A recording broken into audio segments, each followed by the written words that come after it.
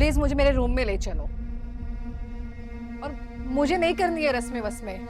हमारी बेटी की शादी तय हो गई है। अल्लाह का लाख लाख शुक्र है, मुझे तो यकीन ही नहीं आ रहा। अगर मुस्कान की खुशियों में कोई डिले आ रहा है तो मैं ये बिल्कुल नहीं चाहूंगी। मैं रजा को हासिल करके रहूंगी। इधर देखिए मेरी तरफ। और ये सब मदिया की वजह से हुआ है। जब मदिया का रिश्ता आशिर के लिए आया था तुम लोगों ने मुझे बताया ही नहीं। मैं तो बड़ा हैरान हुआ। मैं तो ये चाहती हूँ कि पहले उसकी खुशी देखी जाए, वो जैसा कहती है आप लोग वैसा करें। मैं इस बार रजा को हासिल करके रहूंगी।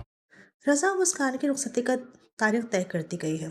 जब आशिर और उसके वालिद साहब रज़ा के घर जाते हैं और इस बारे में बात करते हैं, तो मदिया उस मौके पर आती है और अच्छा बनने का ड्रामा भी करती है। वो सबसे कहती है कि अगर मुस्कान की खुशियाँ इस बात से जुड़ी हुई हैं तो मैं कभी उसकी खुशियों में आगे नहीं आना चाहूँगी।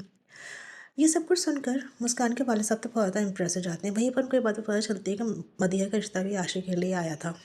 अब जब वो घर जाते हैं तो वो घर जाके अपनी बीवी और मुस्कान को यही बताते हैं कि रुखसती की तारीख तय हो गई है। ये इस बात सुनकर सब वो बेइंतहा खुश हो जाते हैं और फिर वो इस बात का भी ज़िक्र करते हैं। मैं तो काफ़ी हैरान रह गई कि मुझे वहाँ जाके पता चला कि मदिया का रिश्ता आया था आशिक के लिए, तो इस बारे में बात आगे क्यों नहीं बढ़ी। दूसरी जानिब जो सुंबुल है, वो अपनी माँ से यही कह रही है कि मैं हर हाल में रज़ा को हासिल करके ही रहूँगी। उसकी माँ इस बात पे काफ़ी ज़्यादा गुस्सा भी होती हैं, लेकिन वो कहती है कि मैं आपकी कोई बात नहीं सुनूँगी और मैं रज़ा को हर हाल में हासिल करके ही रहूँगी। तानिया के भाई की भी शादी हो गई है और तानिया के जो भाभी हैं वो बिल्कुल अलग मिजाज की हैं।